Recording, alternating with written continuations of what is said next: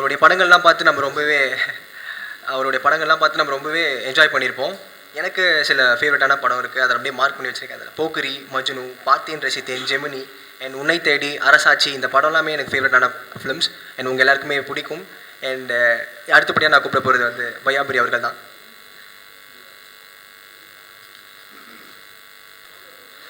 எல்லாருக்கும் வணக்கம்.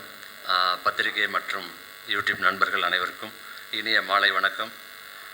RVR studio கடைசி தோட்டா வந்து ராஜேஷ் சுவாமிநாதன் தயாரிப்பு. அவர் தயாரிப்பு மட்டும் கிடையாது, இசை மற்ற எல்லா விஷயமே அவர் பண்ணியிருக்காரு. ஜெனீஸும் அவரும் சேர்ந்து ஒரு படத்தை ரிலீஸ் பண்ணியிருக்காங்கன்னா அது பெரிய விஷயம். ஏன்னா ஜெனீஸை பற்றி நான் சொல்லலான்னு பார்த்தேன், ஆனால் அவர் எல்லாத்த பற்றி புள்ளி விடாமல் மொத்தத்தையும் சொல்லி கடைசியில் போயிட்டு மறுபடியும் வந்து அவர் சவுண்ட் எஃபெக்ட்டை கூட சொல்லிட்டு போயிட்டார். இதுக்கப்புறம் நான் என்னத்தை சொல்ல, வேறு யாராவது இருக்காங்களா அப்படின்னா தேட்டரில் முறுக்கு வைக்கிறவங்க பற்றி மட்டும் தான் சொல்ல, அந்தளவுக்கு எல்லாத்தையும் ஜெனீஸ் சொல்லிட்டார். அது காரணம் என்னென்னா, அதை ஒரு ப்ரொடியூசருக்கு எவ்வளோ சப்போர்ட்டாக இருக்கார் அப்படிங்கிறது தான். இன்றைக்கி 25வது நாள் விழா கொண்டாடுற ராஜேஷ்னா கையை கடிக்காமல் இருக்கும்னு நினைக்கிறேன். அப்படி தானே?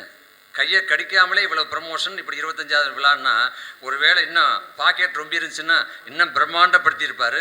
ஒரு வேளை அடுத்து வந்து சேட்டலைட்லாம் கொடுத்ததுக்கப்புறம் பாக்கெட் ரொம்ப போட்டிருக்கு. தோட்டா கடைசி தோட்டா பார்ட் 2 அப்படின்னு சொல்லி ஒன்று கொண்டு வந்து போஸ்டர் ரிலீஸ் பண்ணாங்க, பார்த்தேன். அதில் நான் இல்லைங்கிறது போஸ்டரை பார்த்தோன்னே தெரிஞ்சு போச்சு. ஏன்னா ஒரு குச்சியை மட்டும் போட்டாச்சுன்னா அது யார் இருக்கா இல்லைங்கிறத அவங்க முடிவு பண்ணிக்கிட்டோம். அப்படி அண்ணன் இருக்கேங்கண்ணே, என்னண்ணே அந்த படத்தில் நீங்கள் அவ்வளோ தூரம் கூட இருந்தீங்க, அவருக்கு தெரியும் நான் சம்பளம் வாங்கலை இந்த படத்தில் வெறும் பேட்டா மட்டும் தான் வாங்கியிருக்கேன். பேட்டாவை சம்பளமாக வாங்கினது நானும் சிறி எல்லாம் தான். சிறியும் சரி நானும் சரி சாப்பாட்டுக்காகவோ ராத்திரி நைட் எஃபெக்ட் ஷூட்டிங்காகவோ ட்ரெஸ்ஸுக்காகவோ நாங்கள் அங்கே மெனக்கிட்டு ஒரு நாள் கூட அவருக்கு தெரியும் நல்லா. ஆனால் அவருக்கு தெரியாதுன்னு வச்சுக்கோங்க, அது வேறு விஷயம். என்ன நடக்குதுன்னு அவருக்கு தெரிஞ்சா தானே. எந்த நேரம் நான் சிரிகிட்ட சொல்லுவேன், இப்போ இங்கே பேசிக்கிட்டு இருக்கும்போது எங்களுக்கு தனியாக போய் பேசிக்கிட்டு இருப்பார். ஏங்க பேசுங்க, இந்த பேசிக்கிட்டு இருக்கேன், இங்கே இல்லை இங்கே வந்து பேசுங்க. டைலாக் கொடுத்தா கூட அங்கே ஃபோனில் தான் டைலாக் பேசிக்கிட்டு இருப்பார். அந்தளவுக்கு எப்பயுமே ஃபோன்லேயே இருந்தார். காரணம் என்னென்னா, ஃபினான்சியலாக, அதாவது ஒரு நாள் ஷூட்டிங்க்கும் ஒவ்வொரு போராட்டம் எப்படி நடந்தது, அதை எப்படி சமாளித்தார், ஃபுல் டென்ஷனும் அப்படி தான் இருக்குது. அதோட ஜெனீஸ் சொன்ன மாதிரி அவங்க அக்கா டாக்டர் ஒருத்தங்க இருக்காங்க, அதே மாதிரி அவங்க மனைவி, இவங்க 2 பேரும் செல்லை கையிலே தான் வச்சுட்ருப்பாங்க. இவர் பேசுறதுக்கு வச்சுருப்பாரு, அவங்க அனுப்புறதுக்கு வச்சுக்கிட்டு இருப்பாங்க. எப்போ பார்த்தாலும் அந்த நெட்டில் பணம் அனுப்புறதுக்காக அங்கங்கே ரெடி பண்ணி வாங்கி அப்பப்போ அவங்கவுங்களுக்கு செட்டில் பண்ணுறதுல உண்மையிலே பெரும் பங்கு அந்த அவங்க அக்காவுக்கும் அவங்க மனைவிக்கும் உண்டு. இவர் இருக்கிற டென்ஷன்லாம் பாதியை குறைச்சாங்கன்னா அவங்க 2 பேர் தான். அதே மாதிரி இப்போ ஒரு படம் ஆரம்பிச்சிருக்கேன். அன்றைக்கி போன தடவை நம்ம ப்ரமோஷன் வந்தப்போ அம்பியாயம்பரிய தப்ப சொன்னார், அண்ணா அடுத்த படம் ஆரம்பிச்சாச்சு, இவர் தான் டைரக்டர்னார். அப்போ கூட நீங்கள் இருக்கீங்கன்னு சொல்லலை. அதனால தான் இவங்ககிட்டலாம் வந்து என்ன பண்ணணும், சம்பளத்தை வாங்கிட்டு தாங்க நடிக்கணும். நம்ம சம்பளமெல்லாம் பேட்டாக போனோம் வச்சுக்கலாம், அடிச்சு இவர் கூப்பிட்டா வருவாரியா, பஸ்ஸு டிக்கெட் போட்டால் ஏறி வந்து இறங்க போகிறார் அப்படின்னு சொல்லிட்டு அசால்ட்டாக விட்டுருவாங்க. அதனால் வந்து நண்பர்கள்ங்கிறது வேறு, தொழிலுங்கிறது வேறு. ஆனால் இப்போ வந்து அவர் புலம்புனார், எனக்கு வந்து 2வது மாடி இடம் மாட்டுறாங்க. நீங்கள் பல பேருக்கு லிஃப்ட்டாக இருந்திருக்கலாம், ஆனால் இப்போல்லாம் பசங்க கூட லிஃப்ட்டில் போய் பழகிட்டாங்க. அதுக்கு என்ன பண்ண முடியும்? அதனால் முதல்ல பேசும்போதே ஒரு நடிகரை கூப்பிட்டு, ஏங்க இந்த இடத்துல ஷூட்டிங், இதெல்லாம் உங்கள் கேரக்டர், அந்த மாதிரி எல்லாத்தையும் சொல்லிவிட்டு, இது சம்பளம், ஃபஸ்ட்டு இவ்வளோ தரேன், 2வது இவ்வளோ தரேன், டப்பிங் எப்போ இவ்வளோ தரேன், இது ட்ரெஸ்ஸு, இதெல்லாம் பார்த்துக்குங்க அப்படின்னு சொல்லி கூப்பிட்டு பேசிட்டா ஒரு பிரச்சனையும் வரப்போகிறது இல்லை. எதுவுமே பேசாமல் அவர் கிடைக்கிறாரு, பிடிச்சி போடுங்க அவரை அப்படின்னு பிடிச்சி போட்டு அதுக்கப்புறமா அவர் ஏற மாட்டேங்கிறார், அவர் இறங்க மாட்டேங்கிறார். எங்கள் லுங்கி கட்டுறது கூட வீடு கேட்குறாருங்க, கேரவன் கேட்குறாருங்கன்னு சொன்னால் அது நம்ம கைக்குள்ளே, நமக்கு கைக்கு அடக்கமாக யார் இருக்காங்களோ. இப்போ சிறி இருக்கார், நான் இருக்கேன், ஏன் உங்களுக்கு தெரியலை, புரியலை? ஷூட்டிங் நடந்துக்கிட்டு இருக்கு.